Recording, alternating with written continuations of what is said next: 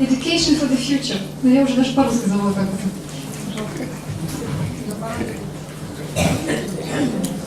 Thank you, Ludmilla. Bernadette, thank you, Madam President. It's a pleasure to be with you this morning and to have the task of opening this conference that's dealing with these kinds of issues, which are very profound and very urgent as the human race considers its future.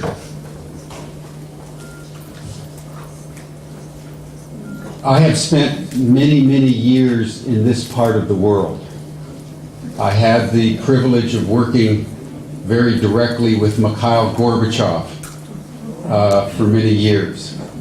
I happened to be the last foreigner that he received in his office in the Kremlin before he resigned the presidency on December 24th, 1991.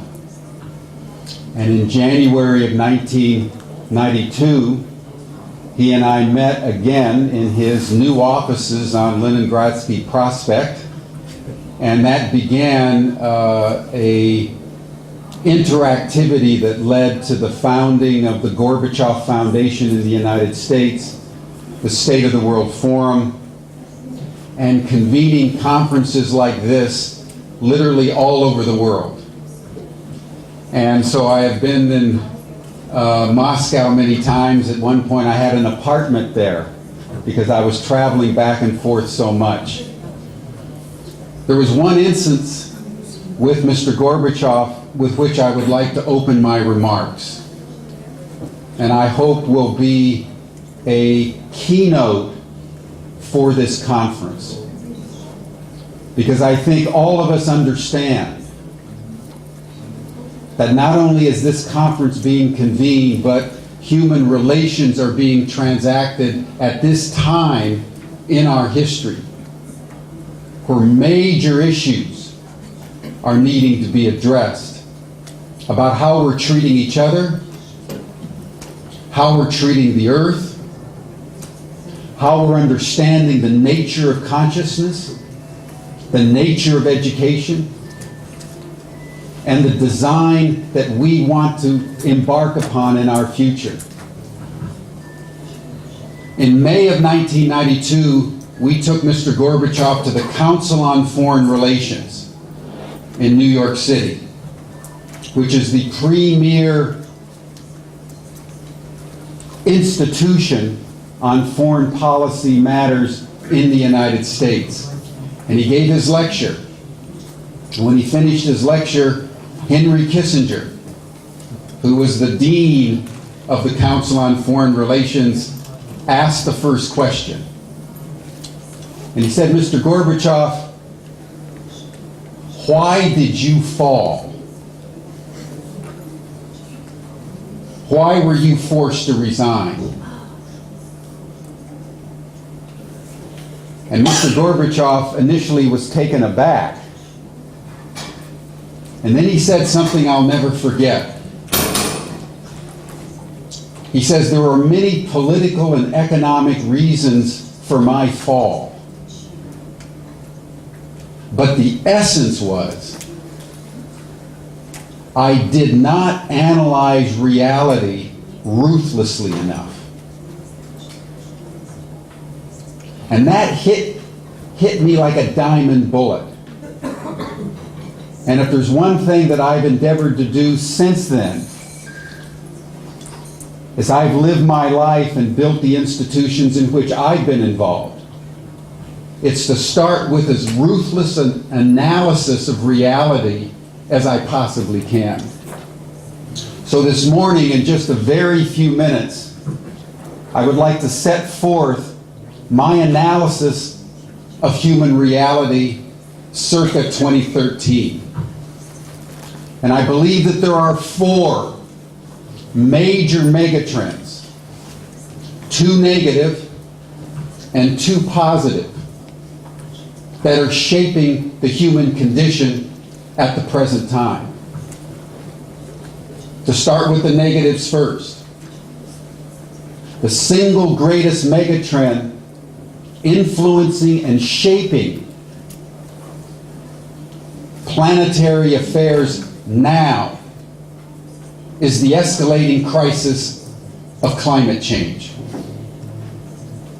Several months ago, scientists announced that we have now passed the milestone of 400 parts per million of carbon dioxide in our atmosphere.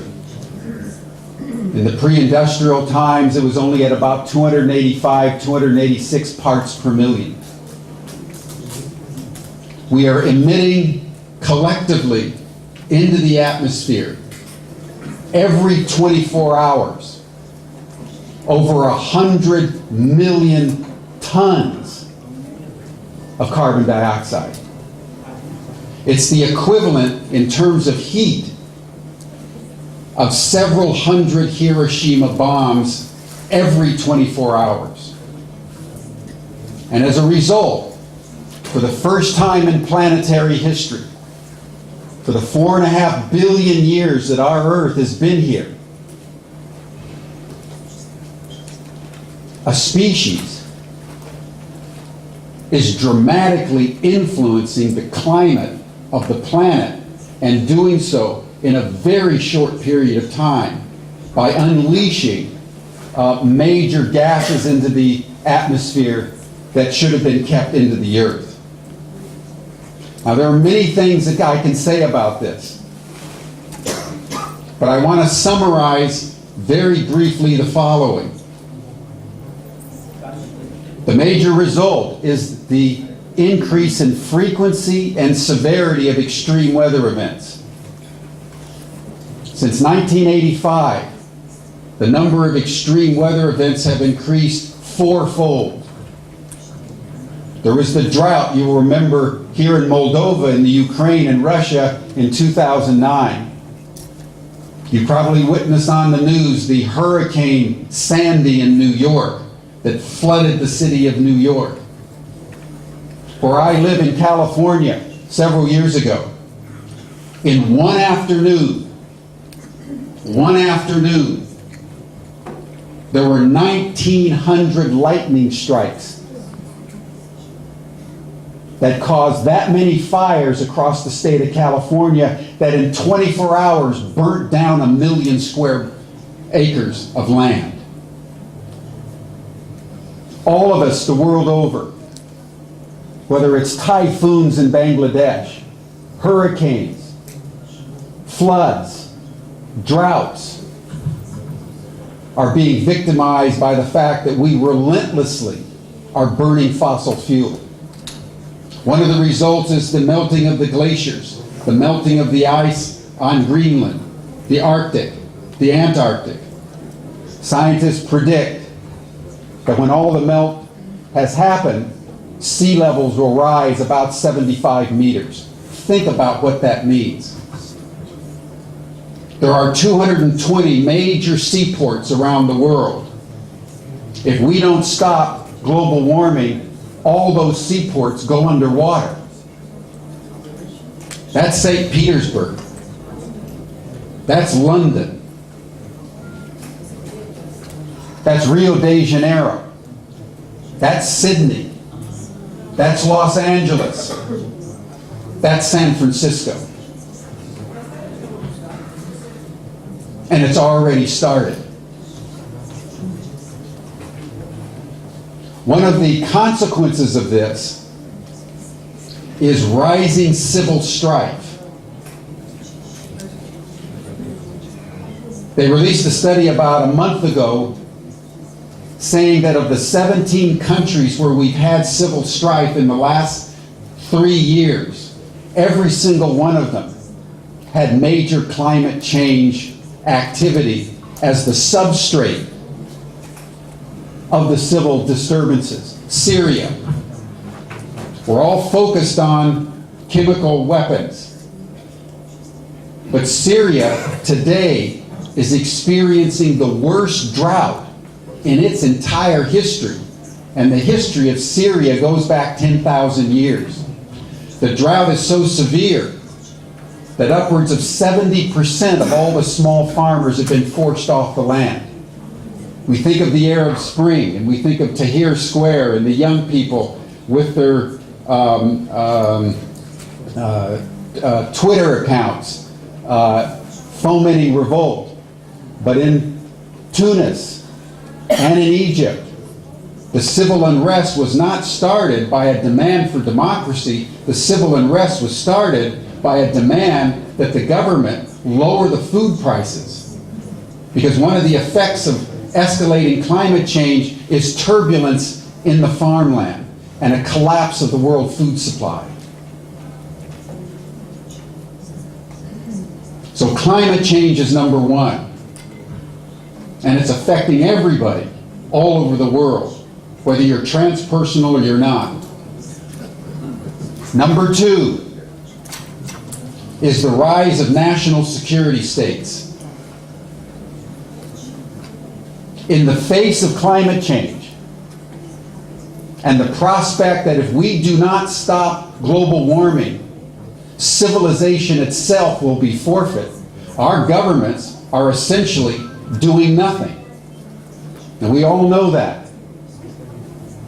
Furthermore, in virtually every country in the world, our governing elites are stripping down the social resilience that we need to deal with the crises that climate change produces. It's happening in Moldova. It's happening in Russia. It's happening all over Europe. It is certainly happening in the United States. Education is being stripped. Social services are being stripped. And people more and more are being forced to deal with their future on their own. There's another aspect. We are the first generation in the history of the world to be what I would call post-privacy. And the national security states would probably be better called, as Edward Snowden put it, national surveillance states. The government of the United States monitors all the phone calls going internationally everywhere. Our National Security Agency is monitoring every phone call going in and out of Moldova, going in and out of Russia, with huge computer systems that are placing on permanent record your emails, your phone calls, your texts, your Twitter feeds. And what that means is that while there may not be an observable police state, if they do start to focus on who you are completely defenseless and without any civil libertarian defenses against their capacity to monitor everything that you're doing and to arrest and keep you without trial for as long as they want. And in the United States, they now have the right to execute you if necessary, if there's a suspicion that you're a terrorist. We don't live in democracies anymore. And we all need to understand that. We live in what I would call totalitarian democracies. They let us vote, but money rules. The major corporate interests control. And so these two megatrends of climate change on the one hand and the increasing disruption of our ecological equilibrium and the creation of national security states on the other hand is something that every person in the world has to understand is the context within which we now live and breathe and have our being. There are two other megatrends. One is the burgeoning innovation of technology, the extraordinary paradox of our time is that we're not in a crisis because we don't have the technology that can solve the problem. We're in a crisis because we are not willing politically to use technologies that are already here. 1 hour of sunlight, if fully absorbed and utilized, could provide most of the world's energy needs right now. We have wind, we have geothermal, we have all kinds of things in nature, little algae that can eat up oil spills, mushrooms that will eat up nuclear radiation spills, and they're not being employed. So when we talk about a consciousness revolution, it could not be more urgent. And number 4, which is the supreme paradox of it all, even though there's only a couple hundred of us in this room, we in fact are the moral majority.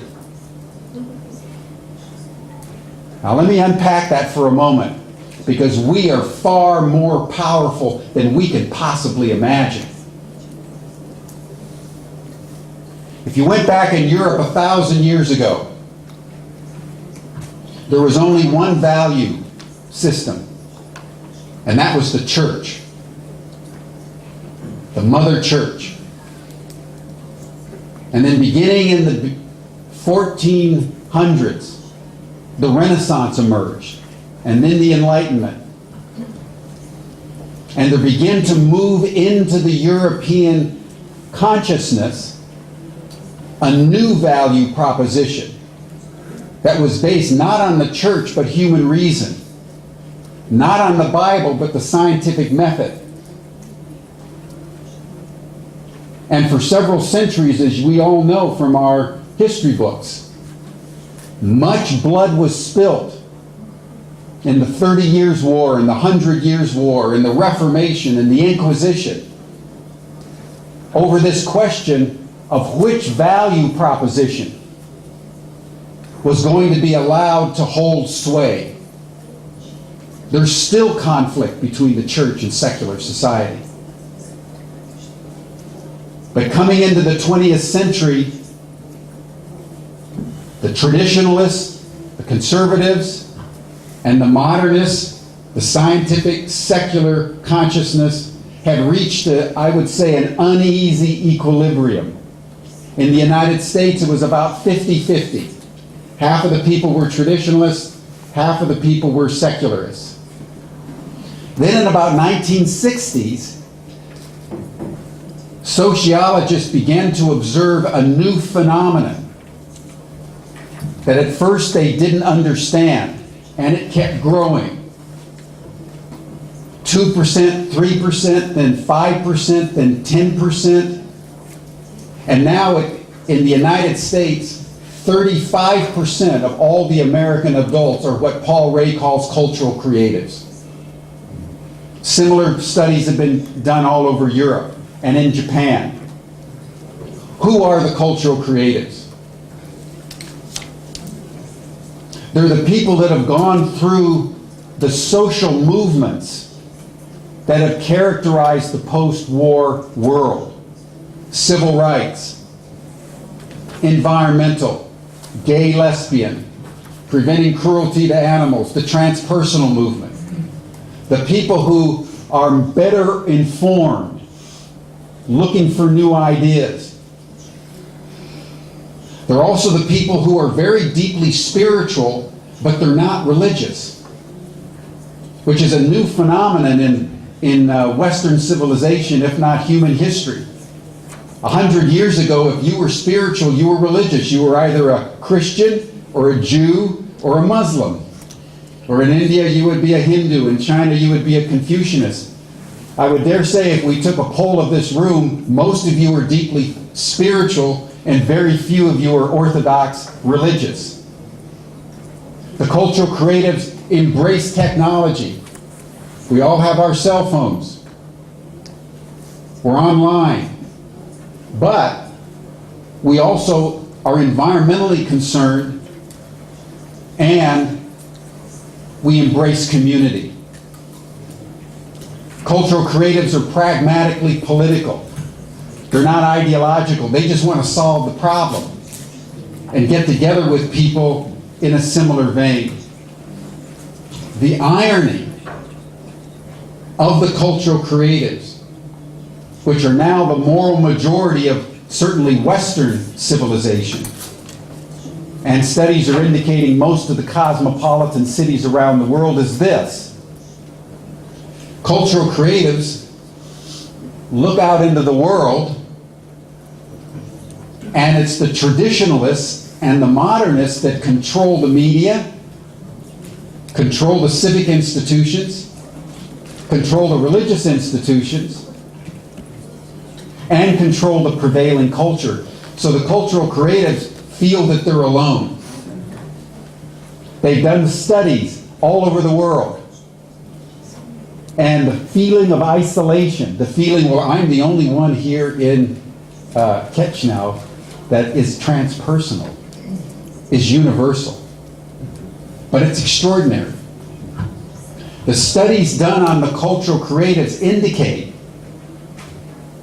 that there's more of a similarity between a cultural creative in Tokyo and Moscow than there are similarities between the cultural creative in Tokyo and his or her Japanese neighbor, or in Moscow with Vladimir's Russian neighbor, which means that the cultural creatives is not a Western phenomenon. It's a global phenomenon. And it's emerging just like the technologies right at the moment when our crisis demands a systemic, fundamental change in consciousness.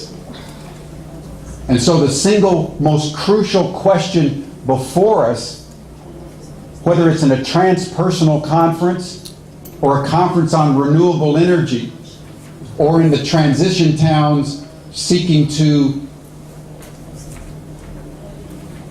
innovate at the community level, is how do we reach critical mass? So let me summarize. If you look at these four megatrends together, climate change, the rise of the national security state and the national surveillance state, burgeoning technologies that could solve the problem, and this emerging of a new consciousness that has not happened for 800 years since the Renaissance. You have four contradictory megatrends that are interacting very unpredictably. And as Lester Brown has said, he follows these matters extremely closely. We're in a race of tipping points, because we never know where a development in one sector is going to burst out and how it's going to affect the whole. Our generation, perhaps more than any generation in certainly recent history, is experiencing what they call black swan events. Black swan events are events that are considered to be impossible by the conventional wisdom, and then all of a sudden they happen, and then once they happen, everybody says, well, yeah, that was inevitable. It's called black swan, by the way, because British scientists asserted categorically that there was no such thing as a black swan. And then in Australia, they found some. 9/11, September 11th, 2001 was a black swan event. The rise of Gorbachev was a black swan event. A week before Gorbachev, there was not a Sovietologist in the world that predicted that Gorbachev would articulate glasnost and perestroika. What happened in South Africa with Mandela and de Klerk and the emergence of democracy there in 1995 was a black swan event. The totalitarian system here in Eastern Europe and in Russia and the Soviet Union was considered so powerful that even after Gorbachev, nobody expected the fall of the Berlin Wall. And it happened over a weekend. So when you're in an integrated system with all kinds of tipping points happening in an unpredictable way, you get black swan events.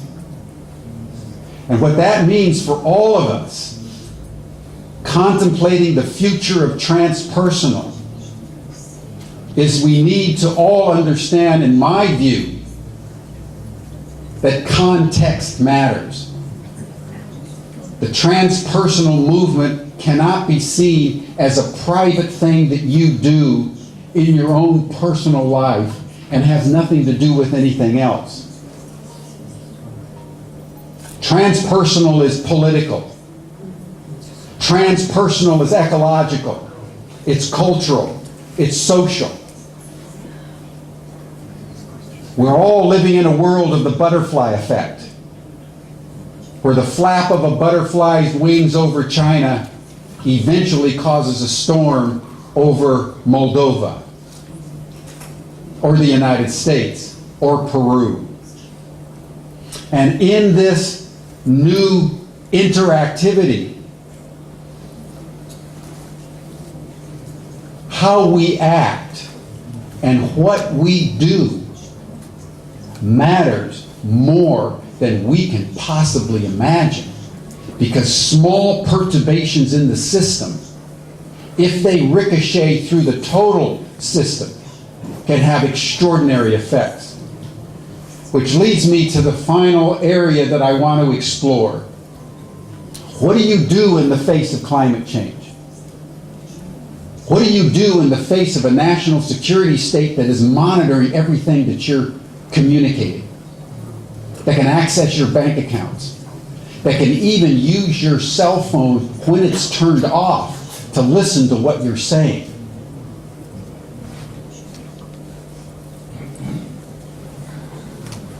I believe that the beginning of what we must do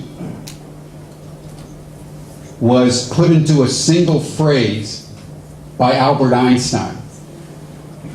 And I'd like to call it to all your memory because I know you all know it. When he said that the consciousness that produced the problem cannot solve the problem. That is probably the truest thing I know.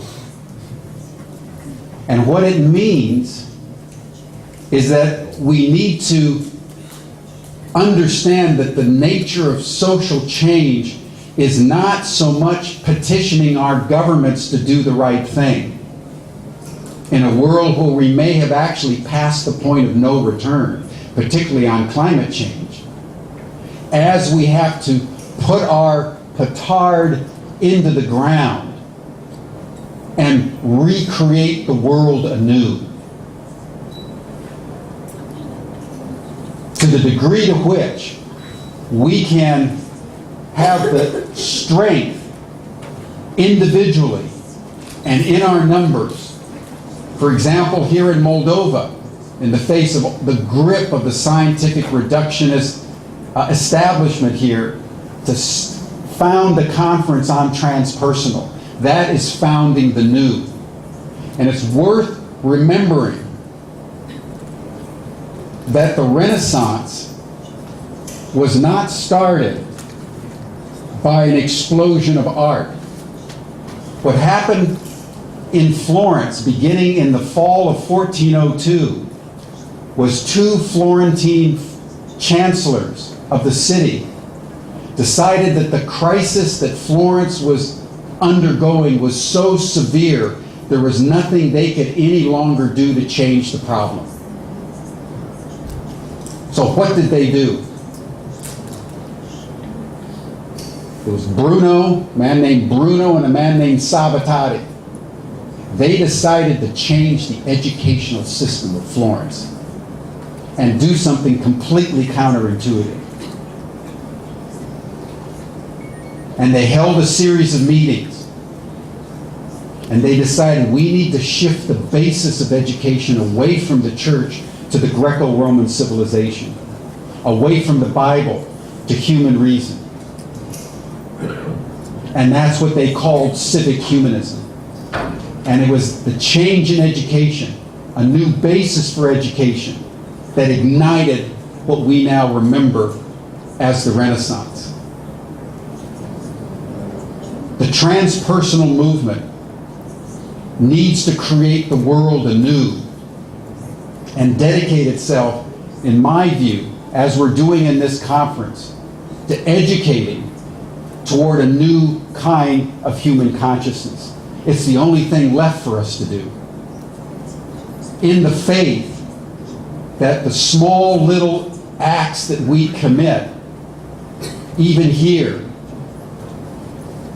like acts elsewhere, can be taken by the Spirit that governs the affairs of humankind, like a little speck of dust in a gust of wind.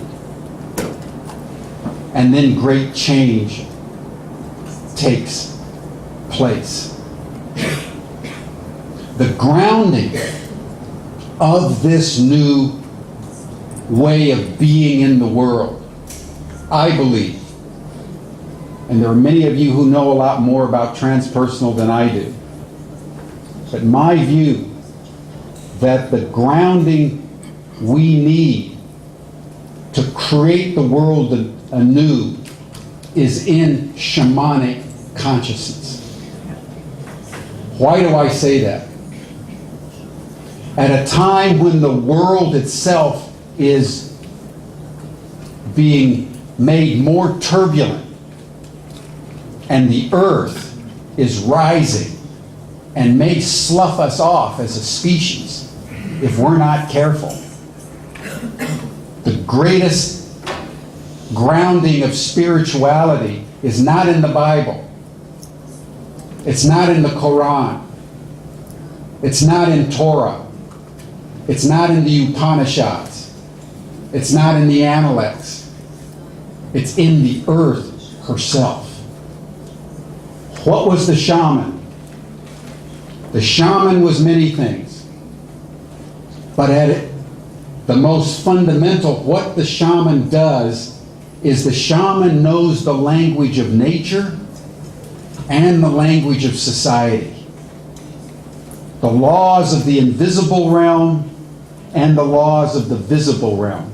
The shaman is the translator between the realms on behalf of society and on behalf of nature. I have a university, and what we say to our students is that we've learned enough French and German and Greek and Hebrew. We need to learn the mother tongue. We need to learn how to drum again, as we'll do on Friday night. And we need to learn how to commune and, in fact, communicate with the trees and with the stones and with the water and with the wind. I believe that it will be to the degree to which we can learn the mother tongue at the moment in history when the mother is coming at civilization with a fury like Kali, that we will begin the resonance between humanity and nature that we've so fundamentally lost as we've constructed our modernity. And what that means is that people in the transpersonal movement are actually midwives. They're midwives of the future.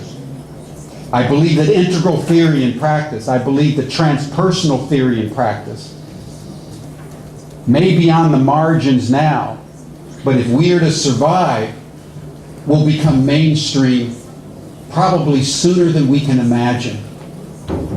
And those of us here in this room, those of us participating in these movements around the world at this time where everything may look dark, this is the time when we have to keep faith. This is the time when we have to embody the future. Let me close with a poem from Rainer Maria Rilke, who distilled down, as he did in so many areas of human affairs, both of the mind and the heart, into a few lines: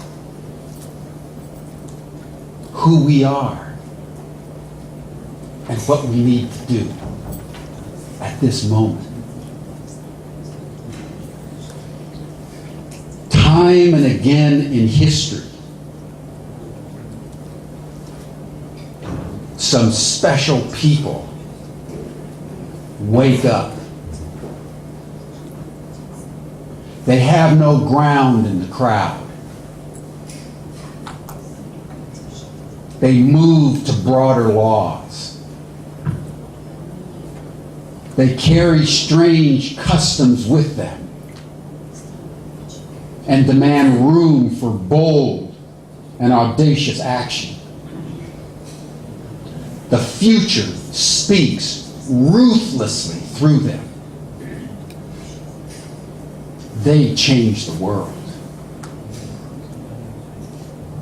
Time and again in history, some special people wake up. You're here in this room because you're awake. You're 13s in a 12 world. You have no ground in the crowd anymore, and you're looking for a new tribe. You move to broader laws. You're reaching into the invisible realms. You carry strange customs with you. How many of you have done the holotropic breath work? Those are strange customs. And you're demanding room for bold and audacious action. Why? The future is speaking ruthlessly through you, ruthlessly through us, trying to address a world in need.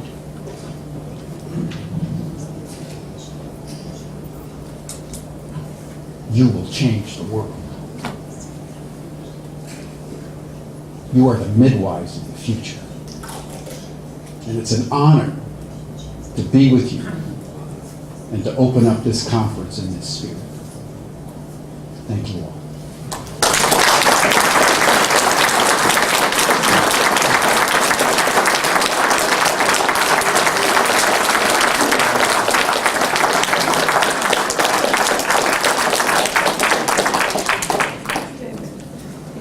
I don't know what the time check is. Ludmilla wanted me to take questions if there were time. Ludmilla, I don't know whether there's any time or...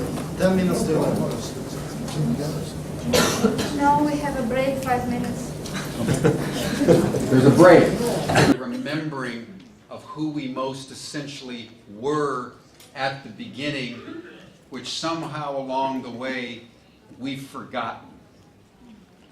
And the other comment that I would make briefly before asking for further questions or comments is around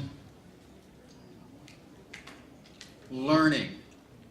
I'm in the process of, Stan Groff is one of our chairs of the university, along with several other people like Gene Houston and others that are well familiar to the transpersonal movement and the integral movement. When I said that it's time to create the world anew, as an educator, having studied the Renaissance, I felt that it was a unique historical opportunity to create education anew.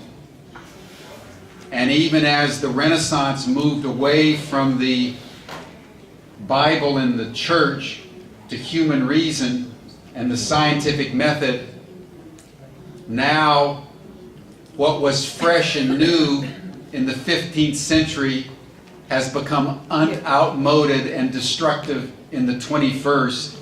So we are creating Ubiquity University on new foundations. One is the living universe. The entire universe, the earth, is a living organism. Intelligent, ethical, intentional. Everything that we are, it's because the earth is.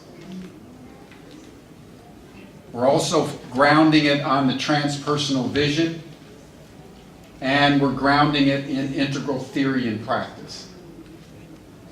And we'll be launching in the spring of 2014. We believe that the time has come to reinvent education as we know it. And that's what Ubiquity University represents. I'm having a workshop, I believe it's on Friday, about new forms of learning.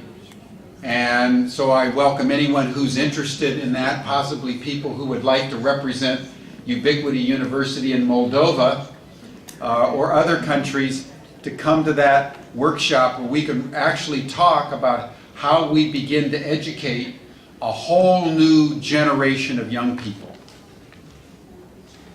in a deeper awareness of who we really are in a transpersonal world. So any other questions or comments?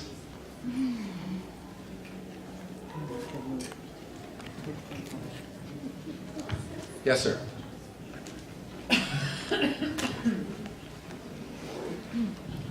Just a comment. I am very moved for your presentation, and I appreciate so much because seems you said something that is very perfect. No? And I work with shamanism since 80s, and you are speaking about the shamanic states and about learning in shamanic states. And I think this is a very, very important suggestion, because I think there is a place where we can go to take a knowledge of the laws, and this is with this process of shamanism. I call trans-learning this process, but it's just you are saying so. I appreciate so much. Thank you. An additional comment about shamanism is that the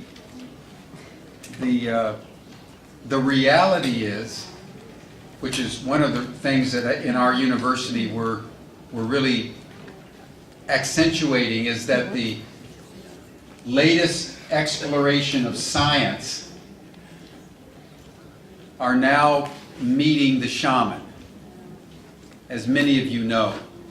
So shamanism, in its broadest sense, should not be seen as antithetical to science, but is actually the direction that science is already going.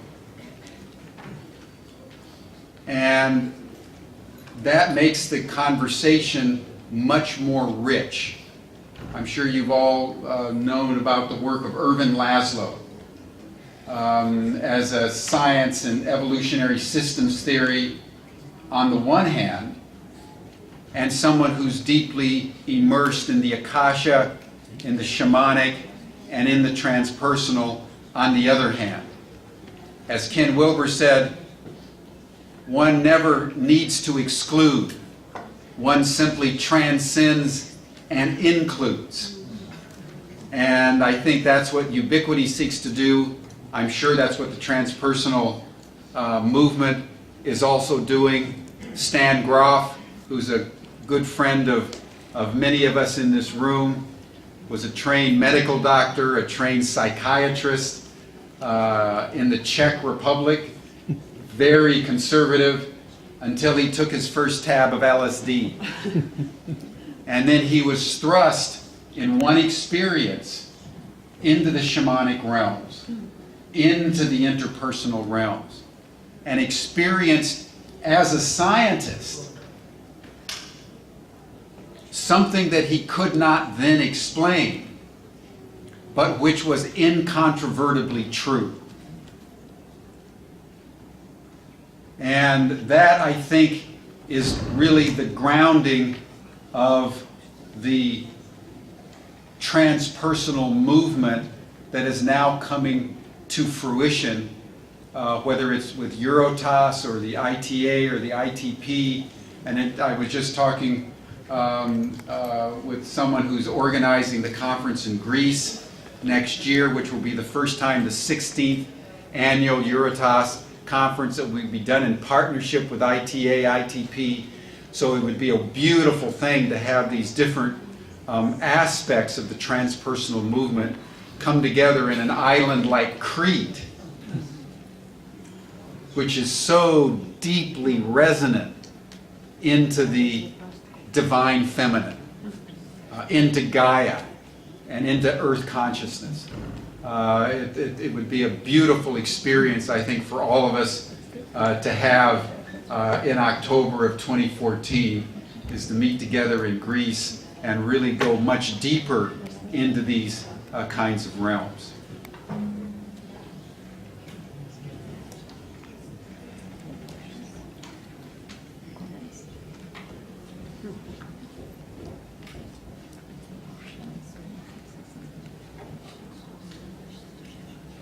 If there are no other questions, and I want to, it's 10:30, let me tell you a story.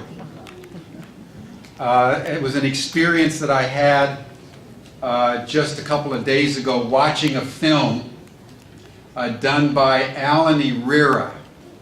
I don't know how many of you know the Kogi Indians in northern Colombia. But the Kogi Indians are one of the few tribes in Latin America that were not touched by the Spanish and Portuguese conquest. They hid up in the mountains of Colombia, very remote, and stayed hidden for the last 500 years. They have no written language. They have no technology. The way that they train their shamans is when there's a particular kind of child born, through divination, they discern that this child, male or female, has a particular aptitude, and they put them in complete darkness until they reach their maturity. And they only come out of the where they are in the earth at midnight to bathe. They're carefully taught by the other shamans that are called mamas.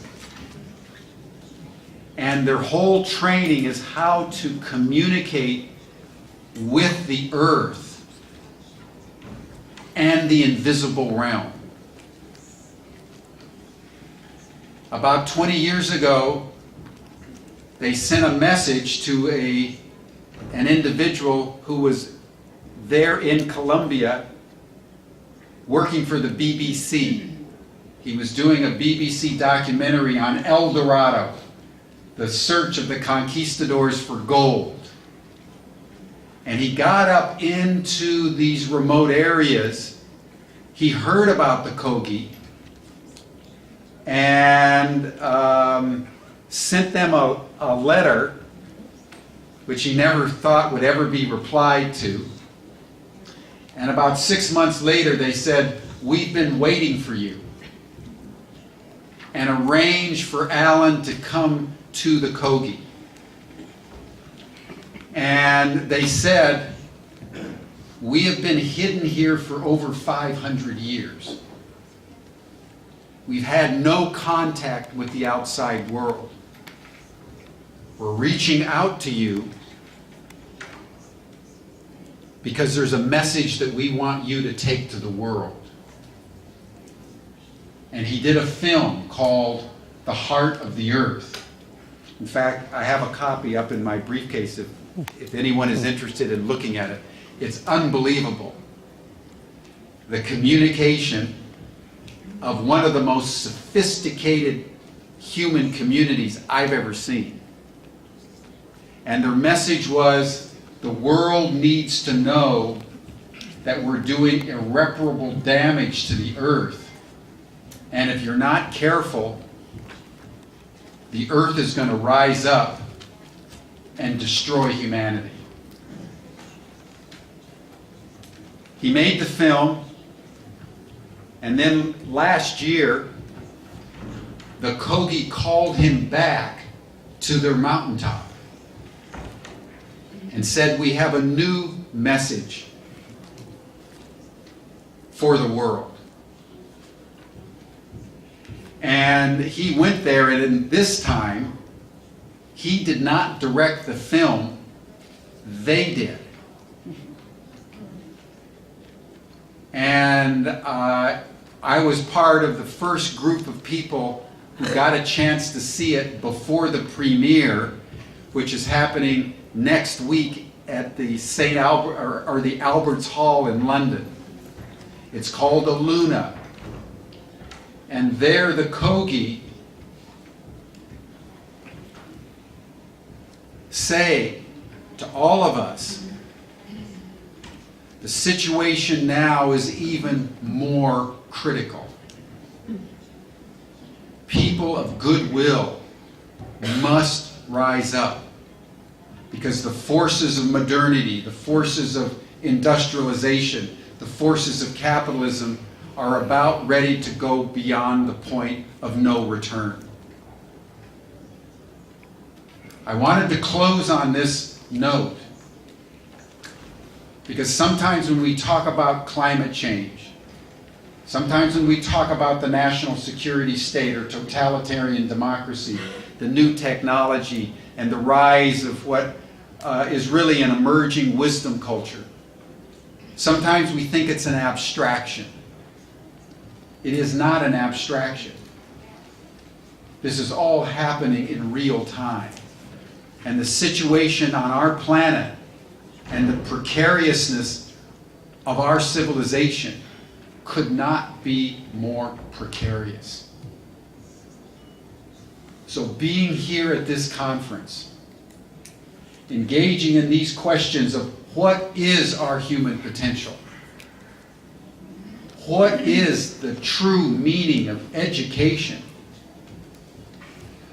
And how do we engage in the further evolution of consciousness is not any longer simply a personal matter. This transpersonal vision, I believe, is probably the single most important movement in consciousness that the world needs. So what we do together here, how we move to Crete next year, how we take the transpersonal vision to your family, to where you work, to how you are in the world, is a matter of critical concern. The future is speaking ruthlessly through us. And we need to understand it's doing so because we need to change the world. That's the future of transpersonal. Thank you all.